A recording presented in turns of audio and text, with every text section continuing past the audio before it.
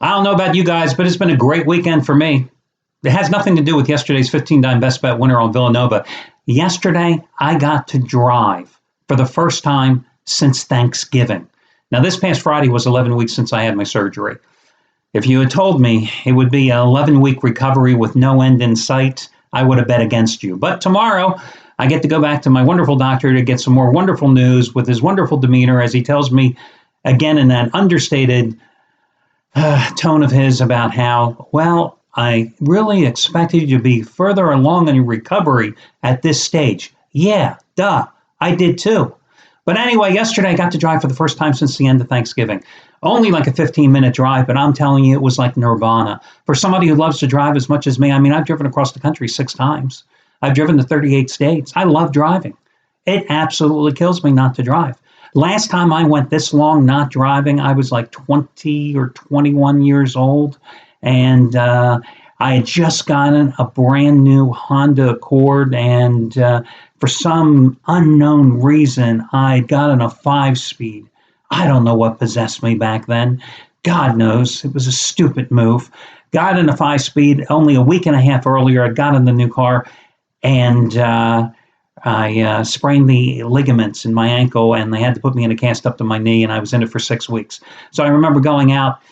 The car was parked in my father's garage, and I'd sit in the car because that new car smell, and I'd breathe in that new car smell because obviously your left leg's in a cast. You're not exactly popping that clutch. You know what I mean? 6 weeks of agony looking at that car. And I think about now how a couple of years ago, I broke my foot, Lisfranc spring, tore the, actually just shredded my quadricep muscle, and also broke my leg all at the same time. 9 months of rehab and rehabilitation. But I managed to drive. I was driving 2 weeks later because it was my left leg. I was able to hit the accelerator. Hey, to hop into the car, get in there with the crutches. But to go this long since the end of November without driving, I'll tell you what, it was like being 15 and a half and waiting for your learner's permit to finally arrive. It was like, as I said, nirvana to drive again yesterday. So one with Villanova here on the free picks. On the video report, took a split. One with UTEP. My God, the Miners, you just can't stop the Miners. 11 straight covers as UTEP completed a 4-0 road trip with the win at Florida International yesterday. Quick, Florida International, their nickname, just in case you're on Jeopardy tomorrow, the Golden Panthers. Yes, Golden Panthers. Anyway, they won. South Carolina won. The losers were Arizona. And who was the other loser yesterday? It was a big-name school. Isn't that awful? I can't remember. But it lost, I can tell you that. Anyway, the free picks won 2-2 yesterday.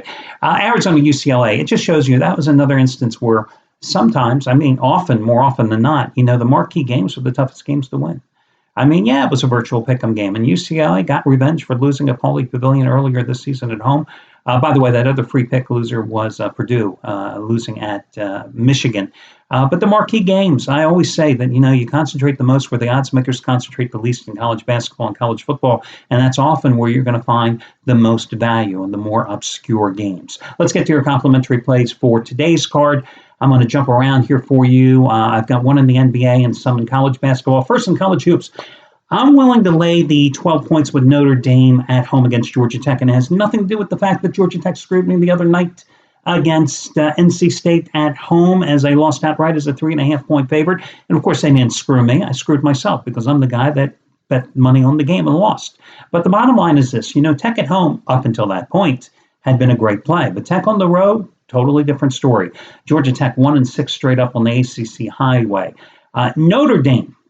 This is a team that got off to a great start this season. 16-2, remember, out of the gate. Going 5-0 to start the ACC season. And then hit a slump in mid-January, losing 5 out of 6 games. One of them at Georgia Tech, where they blew a lead, lost at the very end, 62-60, laying 7 points, lost on a buzzer beater. Miserable performance, really. Didn't even deserve to be in the game at the end. They only shot 40% in the contest, missed a lot of free throws in the game, turnover prone in that contest as well. But Notre Dame has recently rediscovered its mojo. At the time in January when the Irish hit their slump, they were more of a team that usually would find with its rotation a couple of bigs on the floor but now they've gone to more of a smaller lineup. They're not playing small ball, but you'll often find them with a 4-guard rotation out there. And it's once again helped them to spread the floor. It's picked up their offensive pace. They've reeled off 4 straight wins. They've scored between 81 and 88 points in those 4 straight wins. Now they're 14-2 in South Bend this season. Tech 2-8 outside of Atlanta this year in true road games.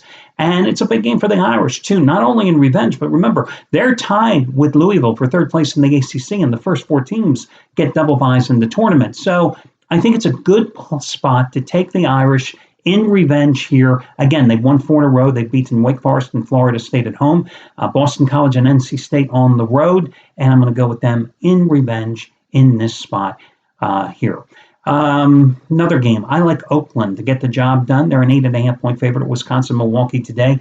Now, Valpo has already wrapped up a share of the regular season Horizon League title. They can win it outright today with a win at Northern Kentucky, or if Oakland loses. But should Valpo lose, and more about that in a minute, should Valpo lose and Oakland wins, well, then the opposite is true. The Golden Grizzlies can then go ahead and win the Horizon League title because they're only 1 game behind Valpo, who they just beat last week at home to sweep the season series, so they have the tiebreaker in hand. And here's the thing with Valpo. It's not a given that they're going to beat Northern Kentucky today because we don't know if Valpo's leading scorer and top player, Alec Peters, who has been battling a leg injury for a number of weeks and missed their last game, is going to be available today.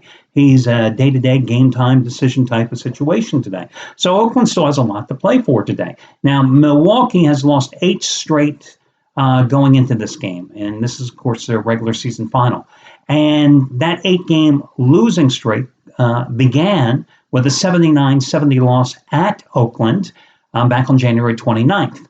The Grizzlies are coming off an 85-72 win Friday at Wisconsin Green Bay. They closed on an 18-5 run in that game, shot 55% in the contest. By the way, Wisconsin Green Bay, what is their nickname? The Phoenix there. You can't say you aren't being educated on this video report. Played a great defensive game against the Phoenix in that game. Held them to 41% shooting. Limited them to 4 for 19 shooting from three-point land. And ironically, where Wisconsin-Milwaukee has lost 8 straight games since that first meeting, Oakland has reeled off 8 straight wins since that first meeting, and 4 of them have been on the road. Oakland is number 2 in the Horizon League when it comes to defense, scoring, and like number 53 in the country, averaging 79.2 points a game. Milwaukee, this is not a good defensive team, okay? Field goal defense, they're ranked 329th in the country, allowing opponents to hit almost 48% of their shots. I just think that Oakland is so motivated, on such a roll right now. And Wisconsin, yeah, it's the home finale, but they haven't shown any signs of life here for weeks and weeks. I think you got to go ahead and lay the points with Oakland in this spot. So Oakland would be another complimentary play in college hoops along with Notre Dame. And then in the NBA, I'm going to go with San Antonio, minus the 11 against the LA Lakers. Listen, this is going to conclude the annual rodeo trip for the Spurs, who were 5-2 on that 8-game excursion, which, of course, this year had the luxury for them, because it's a grueling trip, of being broken up by the All-Star break. So they returned the other night, and I used them as a free play when they took care of business at the LA Clippers at the Staples Center in double revenge. And it also marked the return of Paul Gasol in that game after a 15-game absence, 17 points, 11 rebounds, and 27 minutes off the bench. And they won that game despite Kawhi Leonard having a subpar game. He was in foul trouble. Only 20 points in that game. You know, the previous 10 games, he had averaged 28 points. Now, San Antonio is taking on the Lakers team that opened up the second half of the season much like they ended the first half of the season, getting hammered. And listen, San Antonio has scored 116 and 134 points and winning the first 2 games in this season series.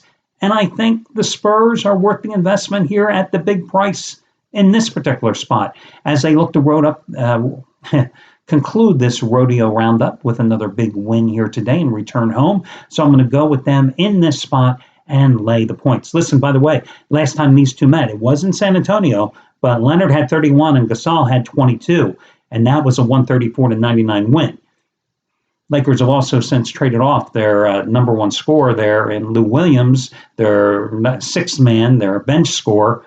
So Lakers certainly weakened themselves, and they were a bad team to begin with. So I'm going to go with San Antonio as your complimentary NBA play, and you've got the college compliment. Oh, one more NBA play. One more NBA play for you. You know, I made a really dumb move in taking the Washington Wizards on Friday night at Philadelphia, and they got their hats handed to them. A team that went into the All-Star break, the hottest team in the NBA, winning 18 out of 21 games. They lost. They didn't lose. They got crushed 120-112 as an 8-point favorite by Philadelphia on Friday night. But now they're back at home, where they've won 19 out of 20, and that only loss was coming to Cleveland in overtime a couple of weeks ago. At home at the Verizon Center, where they've covered 17 out of 22. They're only a 2.5-point favorite, which to me is a bargain basement price. I know the Utah Jazz have been playing well. I know the Jazz are coming off a 109-95 win at Milwaukee on Friday, their first game out of the break. But listen, the Wizards haven't lost 2 in a row since January 2nd and 3rd, and they were back-to-back road games. I'm going to take Washington here minus the points, and that's going to be your fourth complimentary play. Good luck, guys, and I'll talk to you again tomorrow when we do this one more time.